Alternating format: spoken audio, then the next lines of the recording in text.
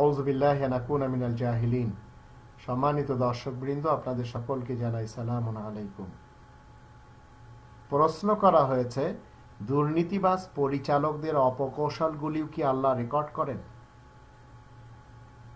দেশে অনেক দুর্নীতিবাজ নেতা নেত্রী, সাংসদ, মন্ত্রী, অফিসার এবং সমাজের যারা ভুয়া সেবক রয়েছেন, এদের কিছু অপকৌশল রয়েছে। এরা সবাই দুর্নীতিবাজ, এরা ভ্রষ্টাচার, দেশে নৈরাজ্য সৃষ্টি করে। এই লোকদের যে সমস্ত কৃতকর্ম, সেগুলিও কি আল্লাহ তাআলা রেকর্ড করেন? তো কোরআনের 10 নম্বর সূরা ইউনূস এর 21 নম্বর আয়াতের দৃষ্টিতে আমরা তাই দেখতে পাই। আল্লাহ বলেন, وَإِذَا أَذَقْنَا النَّاسَ رَحْمَةً مِّن بَعْدِ ضَرَّاءَ مَسَّتْهُمْ إِذَا لَهُم مَّكْرٌ فِي آيَاتِنَا قُلِ اللَّهُ أَسْرَعُ مَكْرًا إِنَّ رُسُلَنَا يَكْتُبُونَ مَا تَمْكُرُونَ। এই লোকগুলি মূলত কি করে? আল্লাহ তাআলার আয়াত সম্বন্ধে এরা অপকৌশল করে, আয়াতের বিরুদ্ধে বিভিন্ন ধরনের ষড়যন্ত্র এরা তৈরি করে এবং চেষ্টা করে আয়াত যেন প্রতিষ্ঠিত না হয়। তাই আল্লাহ বলেন, আর দুঃখ দৈন্য তাদেরকে স্পর্শ করার পর যখন আমি মানুষকে অনুগ্রহের আস্বাদন করাই, তারা তখনই আমার নিদর্শনের বিরুদ্ধে, আমার আয়াতের বিরুদ্ধে অপকৌশল করতে থাকে।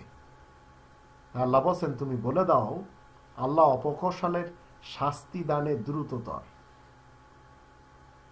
তোমরা যে অপকৌশল করে যাচ্ছ তা অবশ্যই আমার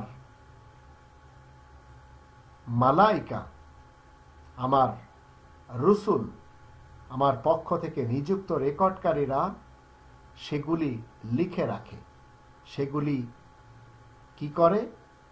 ভিডিও করে রাখে, সেগুলি ধারণ করে রাখে। ইন্না রুসুলানা ইয়াকতুবুনা মা তামকুরুন। কেউ বাঁচার নেই। তবেই তো সূরা জিলজালের শেষেই বলা হয়েছে, ফামান ইয়ামাল মিথকালা যাররাতিন খায়রান ইয়ারা ওয়া মান ইয়ামাল মিথকালা যাররাতিন শাররান ইয়ারা। প্রত্যেকেই কিয়ামতের মাঠে দেখে নেবে, তার কণা পরিমাণ নেকি থাকলে সেটাও দেখবে, কণা পরিমাণ শস্য দানা পরিমাণ যদি অপকর্ম থাকে সেটিও দেখে নেবে। তাই একটু সাবধানতার সাথে আমাদের জীবন কাটানো উচিত, কারণ যা কিছু আমরা করে যাচ্ছি সেগুলি রেকর্ড হচ্ছে।